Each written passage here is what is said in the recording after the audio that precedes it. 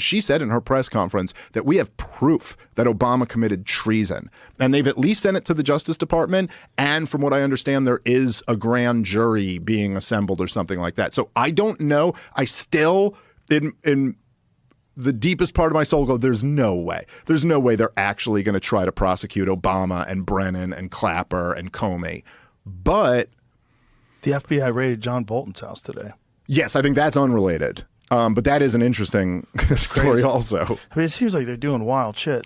But if they did that with Obama, what was the actual treason? Like, what is she stating is treason? Well, so now I don't think she said treason. I don't think legally that's technically right. But someone might correct me on that. Maybe it's sedition or something. I don't know. I mean, like, I think treason. I think John Brennan did commit treason when he armed Al Qaeda in Syria, and Obama as well, with the rest of Obama and John Kerry and Brennan. I think that's literally treason, right? Giving aid and comfort to the enemy in a time of war.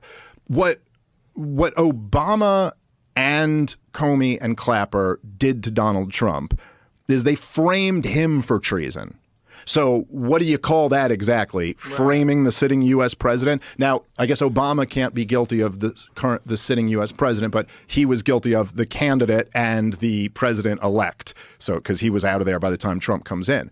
But what Tulsi Gabbard released that I thought was very interesting, which I had never seen before, and we did, I don't remember, was last year or the year before, but there was one episode that me and you talked a lot about Russiagate and got like pretty deep into it. Right. But what Tulsi released, which I've never seen before, was that there was a consensus amongst the intelligence agencies after the 2016 election. So this is Hillary Clinton's lost, but Barack Obama is still president and Donald Trump is the president-elect. And they had consensus that there was no meaningful interference in the election. And then there is this one meeting with Obama that she points to where this is where the consensus changes. And they had a new threat assessment written that actually we believe Russia interfered in the election, but it was total bullshit. They've never been able to back it up for shit. You know, they find minor little things here or there, but nothing that demonstrates that like the results of this were flipped.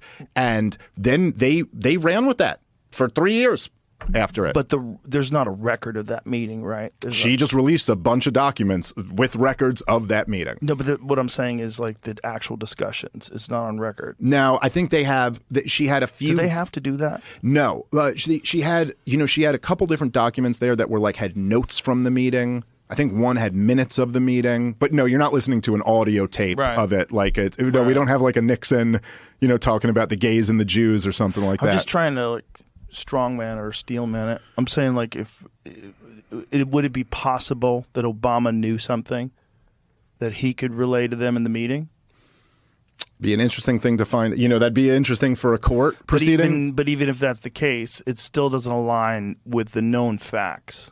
Yeah. Oh, yeah. Which is a problem. Yeah. Well, it's not. Look, I think we'll see what comes of this. Which I'm not betting on anything coming of this, but there is something interesting. Look, there's a lot of things that happen after that. The real, to me, the true outrage of Russiagate is that they didn't stop after he won the presidency. It's still pretty outrageous to try to frame a candidate. It's still pretty outrageous for Hillary Clinton to have like opposition research and use an actual, Russian spy and a British spy to do it. Yeah. But, that's campaign stuff. It's a little bit different. Like once he becomes the commander in chief, then you have the FBI and the CIA still working to frame him. Yeah. And so this is where, and for all of that stuff, Hillary Clinton's gone, Barack Obama's gone, Brennan is gone, Comey is still there for at least a few months. And then you have like Andrew McCabe and people like that who, on his 60 Minutes interview, and anybody can go look at it, he literally said that they debated at the Justice Department, and this is the highest levels of the Justice Department. It was, Jeff Sessions would have been the Attorney General at the time, and he may have recused himself already by that time. So maybe not him, but then everybody else, like the top 2-3 guys at the Justice Department, all sat down and debated what to do. And they said they decided we're going to invoke the 25th Amendment to remove Donald Trump as president. And that basically they went around and realized they weren't going to be able to do that they weren't going to have enough people in his cabinet willing to turn on him to invoke the 25th Amendment, which the 25th Amendment is designed for Joe Biden. It's designed for, we still didn't use it, even though these last few years, which is crazy. Even after the debate, they go, we need a new candidate. But no one went, yeah, but this guy can't be commander-in-chief for the next 6 months. They just let him.